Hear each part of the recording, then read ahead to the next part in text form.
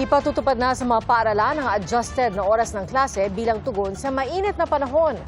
May payo naman ang Department of Health sa publiko para maibsan ang epekto ng matinding init. Saksi si Ian Cruz. Sa labas ng kanilang bahay sa Baseco Compound sa Maynila, nag-set up ng portable pool ang mga magulang ng mga batang ito para makapagpalamig. Simula po kahapon, sobrang init eh. Kaya po naka-ano kami ng swimming pool po para sa mga bata. Ang mga poultry farm sa Pangasinan, inabisuhang bantayan ang mga alaga nilang hayop para hindi magkasakit sa gitna ng mainit na panahon. Lagi silang pinapainom ng tubig, binabantay yung tubig nila, binabantayan para hindi sila mauhaw. Malilim naman dyan, hindi sila siksikan. 5 lugar sa bansa ang nagtala ng mapanganib o danger level na heat index ngayong araw. Pinag-iingat lalo ang mga may sakit dahil maaring mauwi sa pagkahilo, pagsusuka, pagsakit ng ulo at iba pa.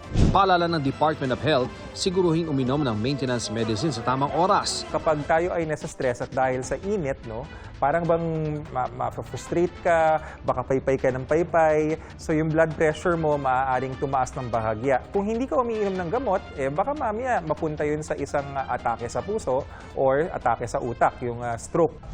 Mas maiging magsuot ng damit na gawa sa light materials para presko sa katawan.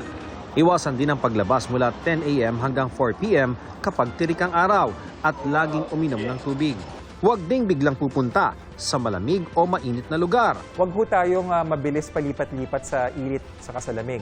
So nakakasakit rin kasi ng ulo yun, nakakakos ng stress sa katawan, yung mga may hika na titrigger yung asthma.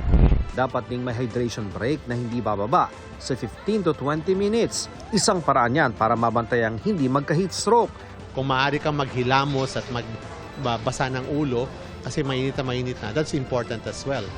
Ang MMDA, ipinatutupad muli ang 30-minute heat stroke break policy para sa kanilang mga enforcer at Metro Aid sa lansangan mula March 3 hanggang May 31. May dagdag pang 15 minutes kapag lampas sa 40 degrees Celsius ang heat index. Gaya kanina, umabot sa 40 degrees ang heat index sa Pasay. Ang Bureau of Corrections, bumili na ng sando para sa mga PDL at sinigurong may sapat na tubig sa mga selda. Kabilang naman sa mga hakbang ng DepEd ang pag-adjust ng schedule ng ilang klase.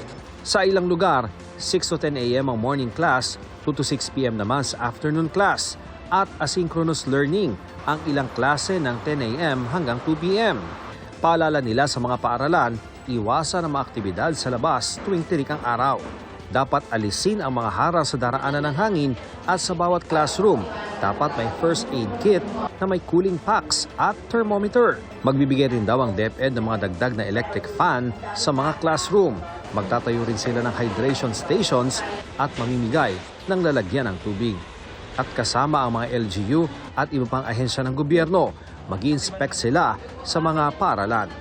Sabi ng Pag-asa, bagamat may posibilidad na umulan sa ilang lugar, hindi nangangahulugang mapapalamig nito ang temperatura. Sad to say, kapag umulan, ng saglit, mas nagkakaroon tayo ng vapor sa paligid natin. So, ibig sabihin, tataas yung ating relative humidity o mas nagiging mas maalinsangan, mas tumataas yung heat index. Sa Metro Manila, may tsansa ng localized thunderstorms bukas. Base rin sa datos ng Metro Weather, uulanin ang ilang bahagi ng Northern at Central Luzon, Palawan, Bicol Region, pati malaking bahagi ng Visayas at Mindanao. Ayon sa Pag-asa, posibleng bumalik at makaapekto ulit sa bansa ang amihan at shear line simula bukas, lalo sa hilaga at silangang bahagi ng Luzon. Ang mga lugar na hindi maaabot ng amihan at shear line, mainit na panahon ng dala ng easterlies. Base rin sa forecast bukas, posibleng maramdaman ulit ang danger level na heat index sa San Jose Occidental, Mindoro. Para sa GMA Integrated News, ako si Ian Cruz, ang inyong saksi.